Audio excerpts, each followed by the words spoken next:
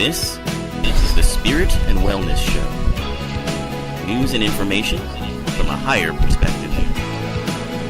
With your host, Harry Wilkinson. Hello and welcome to the Spirit and Wellness Show. I am Harry Wilkinson, and this is the show where we take a look at the days and weeks events, happenings in the world, internationally, in all different areas, technology, politics, entertainment, business, all of it, everything that we hear about, interact with during the course of our days and our weeks, and we take a step back and we look at it from a higher perspective. No matter how overwhelming they might appear to be, no matter how many fear buttons they attempt to push, we take a step back. And we look at it from the perspective, the higher perspective of what we are creating, the illusion we are perceiving, acceptance of that illusion, and the taking of energy away from it with an understanding based on mindfulness. A mindfulness that gives you a level of neutrality, perhaps is the word, where judgment is no longer required. However, an acceptance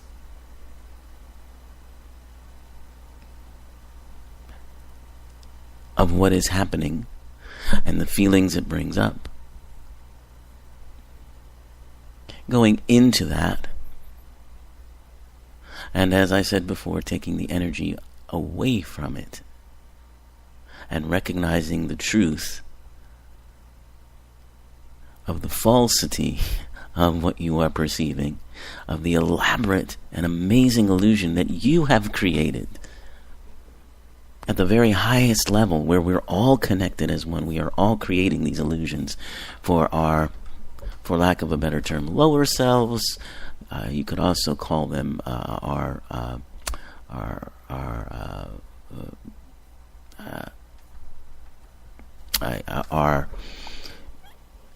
emissaries, in a way, are game pieces that we use to play this game,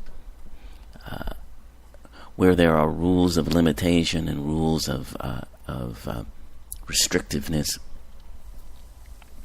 that we believe we need to abide by. And we remember who and what we really are, the truth of who and what we really are. And this is one of those episodes in this series that really, I think, focuses on that aspect of what we do on this show. It is, and I mentioned the button pushing of the media, and we'll talk more about that. But today's show is about the fear response, which is something that I believe we are witnessing right now, not just here in this country, but around the world. The fear response in a lot of things, and I'm witnessing this in response to what I'm hearing in the news, what's being covered in many different forums. Everything from potential wars in the Middle East to potential instability financially across the globe based on things like tariffs, to measles outbreaks, okay, and draconian laws being passed that seem to restrict women's rights to choose. These are things that some find quite disturbing. Others may agree with them to a certain level, but even if they do, that is also based on a fear response, a response to those things happening in the world that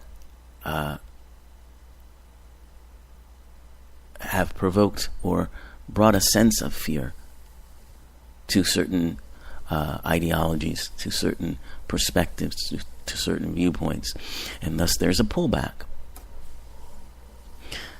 I felt it was important to do this particular episode because I spent over a year, a few years back, talking about the transition era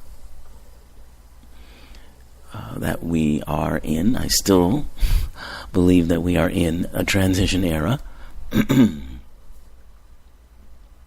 But at that time, it was easier to point out to people the progress that was being made. But at the same time, I want people to remember that I always restated that this is not a straight path. Although we had some incidences which happen at certain points in time, where we have a sort of epiphany, a mass epiphany. We hit a point where change can happen quickly. And we saw it happen in things like the acceptance of gay marriage, in things like the acceptance or the sort of consensus agreement about things such as Confederate flags and Confederate statues, and the need to kind of eliminate them from public supports. All of these things that took so very long to get a consensus on happened seemingly overnight. But what I mentioned was that it's not a straight path. It's very much a two-step forward, one step back, maybe one step back and two steps forward. And so I wanted to talk about this and the fear response. Now you may know or be familiar with the saying, fear is false evidence appearing real. And when I've said this, I know a certain segment of the population starts rolling their eyes in a very condescending and rude manner. But it's true. Okay? That is fear. False evidence appearing real. Very important to remember that as we indulge ourselves in the fear response.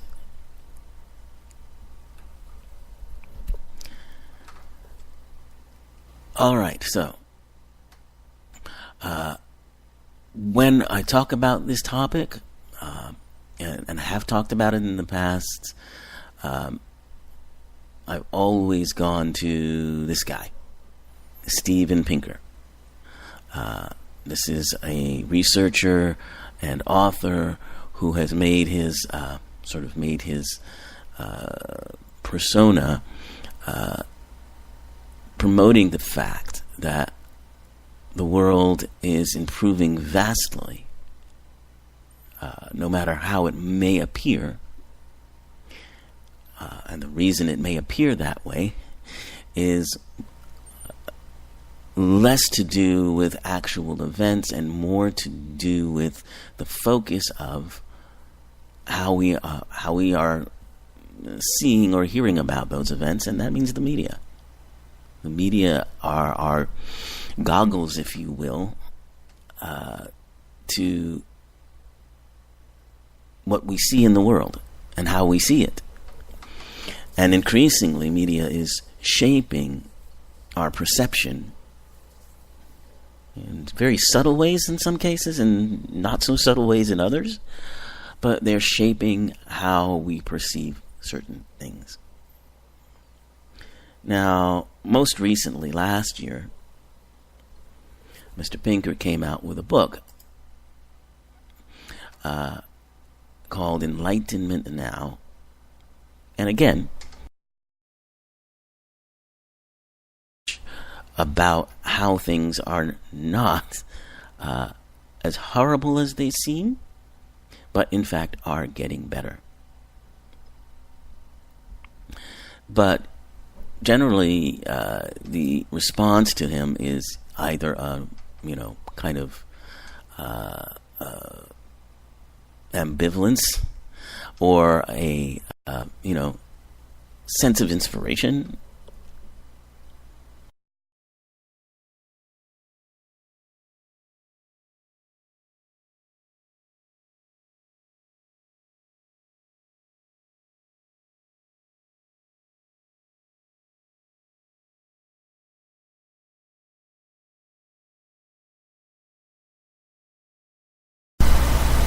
Over a guy who's just trying to tell you it's not as bad as you think it is. And I think that's very indicative of what we're talking about here, and this aspect, this period of time we are going through in the transition era, where people are very attached to their fears, so attached to it that if you tell them it's not real, they'll shoot you in the face. Okay. It's beyond my expectation. Let me just say that. But we're going to talk about that, and we're going to talk about Steven Pinker's ideas and the surprising response to them. And we're also going to talk about the future of the presidency. You may have heard that there are now, how many? 23, I believe, candidates that are running for president, but the variety and the vastness of them is remarkable, and in fact, a first. And we're going to look at the reason behind that and how our last two presidents are responsible for that and what they've done. Very interesting article. There are a number of people talking about this, but one article which is out today by Dan Baltz of the Washington Post really talks about this in a succinct manner. So want to talk about that today. And if we get to it, some interesting information about your breakfast and its importance. We've all heard breakfast is the most important meal of the day. Well, maybe. We'll talk about that if we've got some time. But first, let's talk about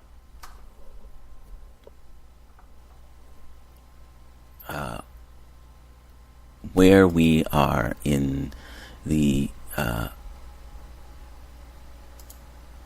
scheme of things and the future trends that we're seeing. So what we're seeing is what's generally known as reactionary on many different sides of an issue. And what fear does is create an atmosphere where extreme responses